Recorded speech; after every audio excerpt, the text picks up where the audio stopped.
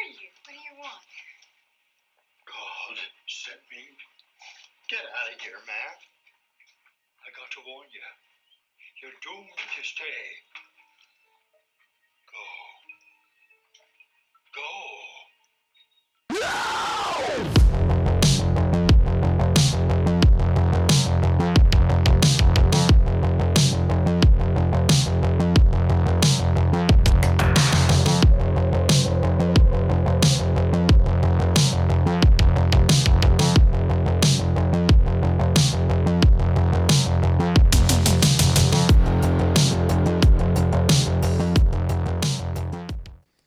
Hello, friends and fiends.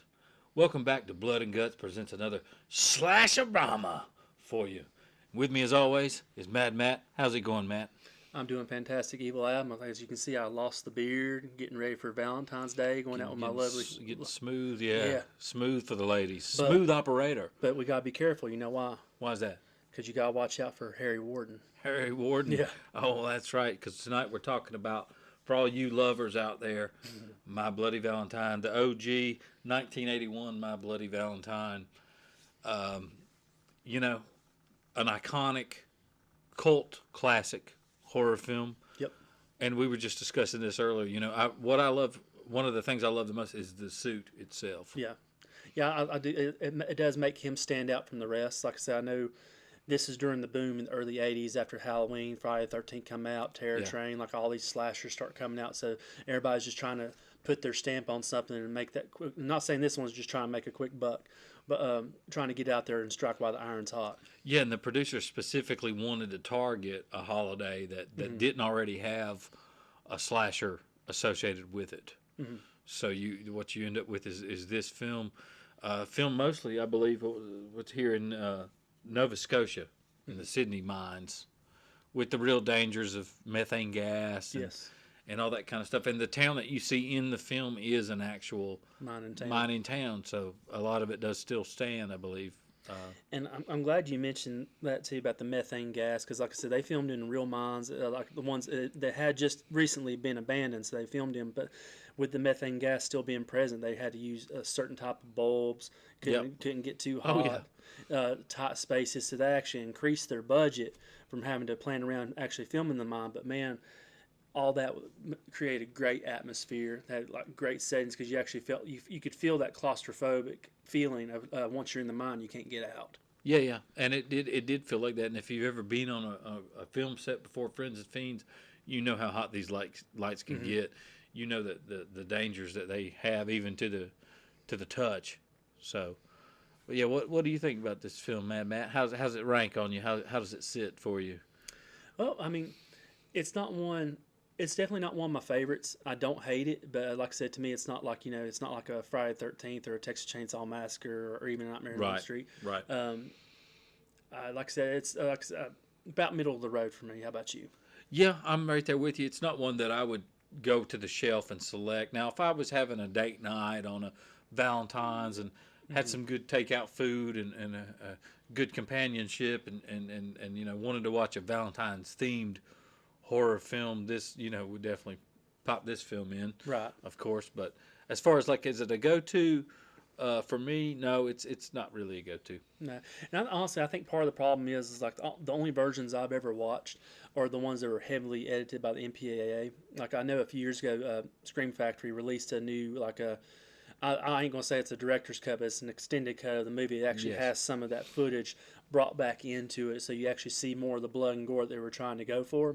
So I think if I actually watched that one, I could appreciate it a little bit more. But it's definitely a well-made movie. Yeah. It's got great characters in it. Like I love the bartender who's actually telling the kids how they need to be watchful of Harry Warden and giving the Warden, yeah. He's basically your Crazy Ralph. He's your Crazy Ralph. He's your legend keeper. Yes. And let's talk body count real quick. We have a body count of 12. And at first, when I was researching this, I thought 12 was a little low. Mm-hmm. But looking back on it, it's about the same as Friday 13th Part 3 kind of thing. So maybe it's not that low as far as body counts go. Let's do a quick. I'm gonna give one of my favorite kills, and then you fire off one of your favorite kills. Okay. How do you think about that? I feel great about that. All right, one of my favorite kills is when he hangs her from the shower rod Yeah. and the blood. And of course, the version I watched, of course, didn't have all the Right. extra stuff, so you barely see the blood and the gore. blood, the water coming out of the mouth as she's hanging on the shower rod. But what about you? What's a good kill for Mine's you? actually when the bartender is actually thinking that he's rigging up Harry Warden, that whenever somebody opens that door, you'll Yes, see the pickaxe yes. and it's going to scare him. Yes. He's so happy with his He own. does it like he 4 or just 5 keeps opening up times. the door, laughing, open up the door, laughing, and then finally Harry Warden pops out and gets the pickaxe. Uppercuts, yeah. Uppercut, and like I said, same situation. I'd seen the edited version, so it kind of quickly cuts away. But I was able to actually look it up online and see the finished product, and man, that was one of the best kills I thought, as far as when it, Yeah. the blood and the gore. And there's some creative kills in this film. Yeah. I mean, don't take away that because it's not our favorite that we don't enjoy some of the kills, because there are some creative kills in Not this. only that, like I said, I have a tremendous respect for it. And like I said, it's one I actually have in my collection. So even though it's not one I watch a lot, like I said, Yeah. I like it enough to where I want to actually have that physical media for it. And I I just need like- to upgrade. One of the things I like, but at the same, it's a double-sided coin, and one of the things I like is the fact that they're kind of like, you have to shut down the dance. Yeah. We can't have the dance, and if the kids party, they're gonna die. Same thing.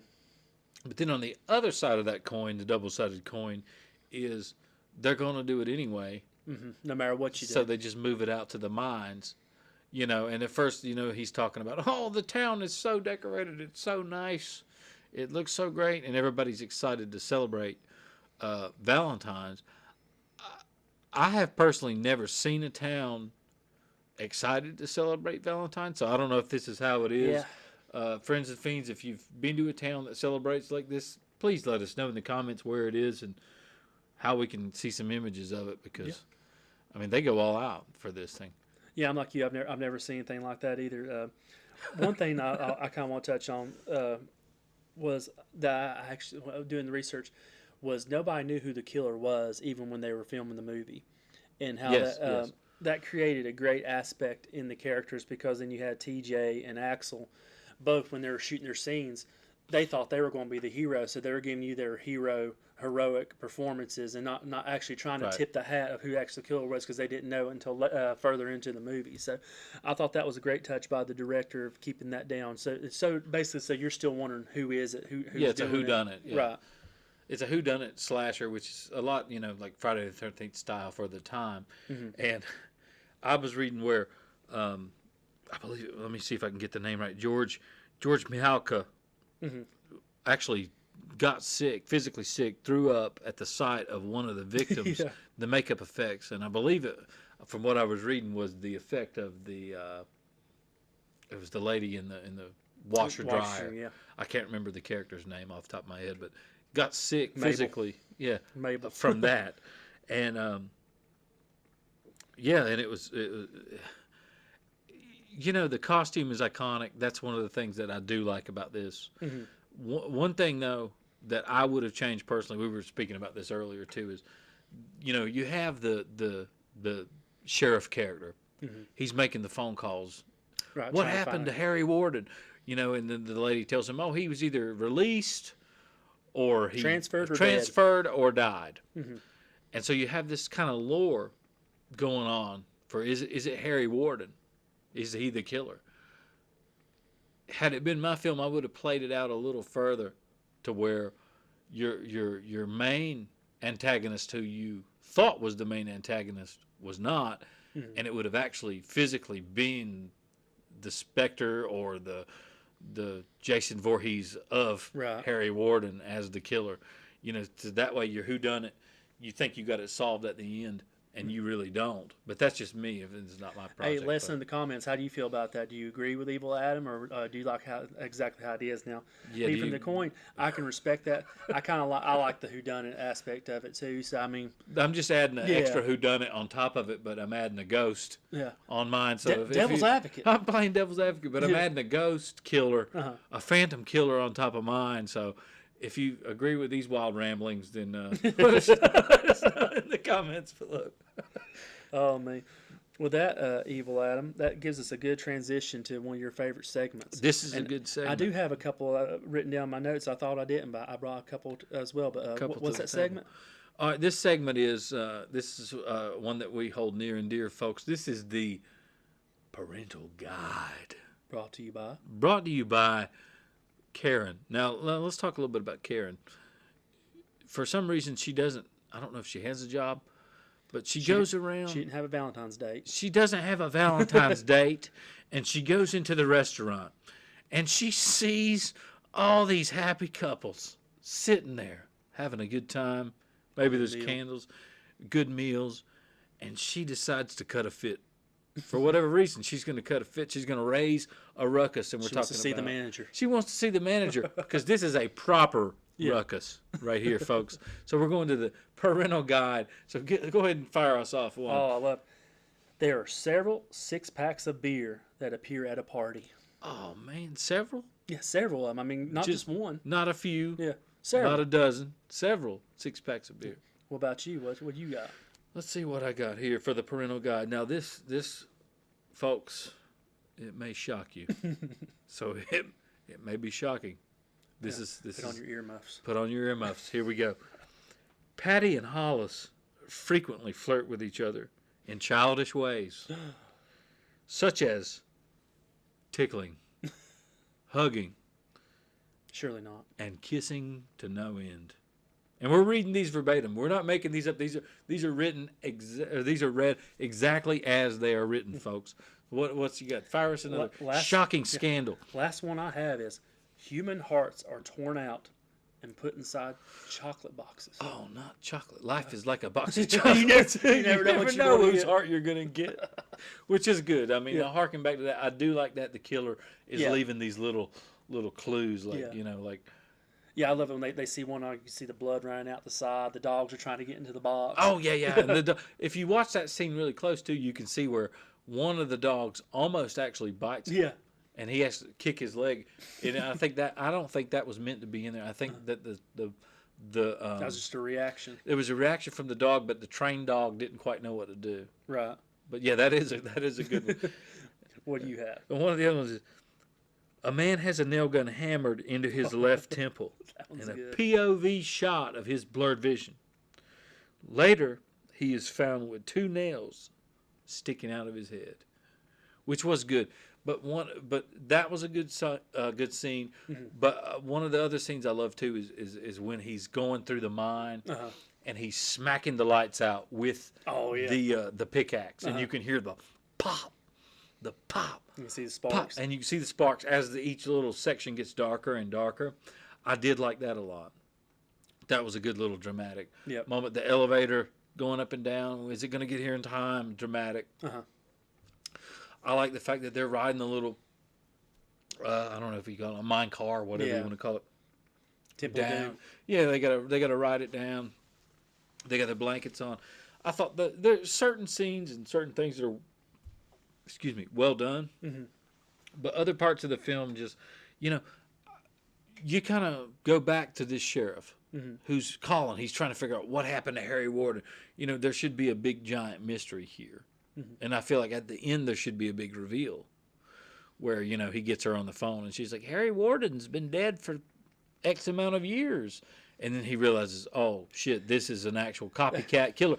But you don't get that reveal. No, actually, that's kind of like where I feel like it kind of failed too, because the sheriff is set up almost like as your Dr. Loomis character. So when he does find out that Harry Warden, I think, died years ago, there's no final confrontation that involves him. It's just TJ and Axel. Yeah. I'd actually like to see him come in and get it. Like I know whenever he does get in the end, spoiler alert, TJ and Axel is pretty much done battle to the death, and Axel's done pinned in with the rocks. Exactly. And that's another part where the MPA had butchered him cutting his arm off. Because when I was watching the movie, all of a sudden he's like free, running around cackling. I'm like, how'd he get out? How did he get out? Yeah. And so there's several loopholes, plot holes, whatever you want to call them, friends and fiends But in this. don't blame the director.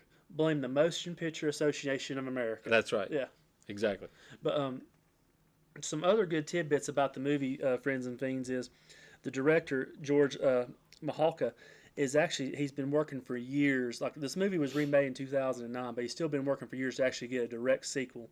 And he's got like the script written. It's called Valentine's Wake, and doing research on it, it's a great premise for a movie. Like Okay. I know like is basically going to be taking place all these years later. So after 81, we're talking about 43 years now. That the town wants to try to put everything behind them, have the dance. Well, We're finally getting to that dance. yeah. Let's do the Charleston. In this version, Axel has survived, but he has no arm, obviously, and TJ has survived. And it's another one of those you don't know if Axel he's actually come back trying to help, but you don't know if he's really still crazy or if maybe TJ's went off the edge. He's kind of tipped his hand a little bit, but not fully revealed who it's going to be. Yeah. But the actor, unfortunately, that played TJ passed away a few years ago, so I don't know if they'd retool it or if he's ever going to be able to get it off the ground. But like I said, I would love to see it because it's been a passion project for him for years. So it's something I could dig. Yeah. And it's, I mean, overall, not a bad horror watch if you're especially if you're looking for a theme on Valentine's. You got your lover by your side, your enemy, your best friend, your lover, whoever you got. You want to eat some good food, watch a good themed to the holiday horror film. Yep. I would say go ahead and you can't go wrong. Yeah. You enjoy the remake as well. Yep. I kind of put in the same boat as this one where I can take it or leave it kind of deal. Yeah. But like now I watched it in theaters. Now seeing the 3D in the theaters was that was a lot of fun. Like the story, like I wasn't gonna go out and say this is Citizen Kane, but just seeing the 3D effects was amazing. Yeah. But like watching it now without the 3D, is pretty tough. Right. So, but like this one here, like it's a relatively small budget of 2.3 million, made over 5 million at the box office, so it did okay. Reviews were harsh on this one whenever it first come out, but since then it's developed a cult status, and people's coming back and re-reviewed it. So, like in a nutshell, it's like I said, got a great strong cult following. But what I want to ask you before we kind of start winding down is we love to do the Goldblum scale. Okay. How many Goldblums would you give this movie? Out of 5 Goldblums. Out of 5 Goldblums, I'm gonna give it. I'm gonna have to give it 2.5. 2.5. Just because it's just okay. If I go to my shelf, I'm probably gonna pick a Halloween. I'm probably gonna pick a Friday the 13th, maybe a Texas Chainsaw film over this one. Overall, but like we said, there's some good kills. There's some solid costumes. There's some solid sets. But yeah, I'm gonna go 2.5. I'm thinking. What about I'll go just a little bit higher than you. I'm gonna give it a 3 out of 5 Goldblums because pretty much the same things you say. Now I do like I really appreciate the gore in the movie. Like I think the characters all do a great job as far as the acting goes. It's that great kind of cheesy fun you want for an 80s slasher. Yeah, maybe totally cheesy. You don't take it serious. Like we talked about earlier, the look of the killer. There's a lot of good things going for it. It kind of loses me though with the pacing. Yeah, this is a little weird pace in this. Yeah, and then the third act, like I said, I would like to see the sheriff have more to do since throughout the movie he's kind of trying to put the pieces together. Yeah, the sheriff's a little too bumbling for me. Like he's a little bit too much of a pushover for me. Yeah, and kind of nonchalant. You just have a woman's head fall out of a dryer, but you're still kind of wondering if you should have the dance or not. That should be your first moment. Okay, maybe we need to cancel everything. Maybe take a little more action as the sheriff kind of character. But that's it, friends and fiends, for My Bloody Valentine. Let us know in the comments, how do you think this movie is? Is it the cult classic which everybody reads? Do you give it like 5 Goldblums? Do you give it 1 Goldblum? Are we crazy for kind of being in the middle of the road? Let us know in the comments. Yeah, and as always, we hope that you have a happy Valentine's holiday. If you're celebrating with anyone or celebrating alone or crying in the corner or, whatever it is you're doing, we hope that you enjoy yourself and stay safe out there and watch out for Harry Warden. And remember,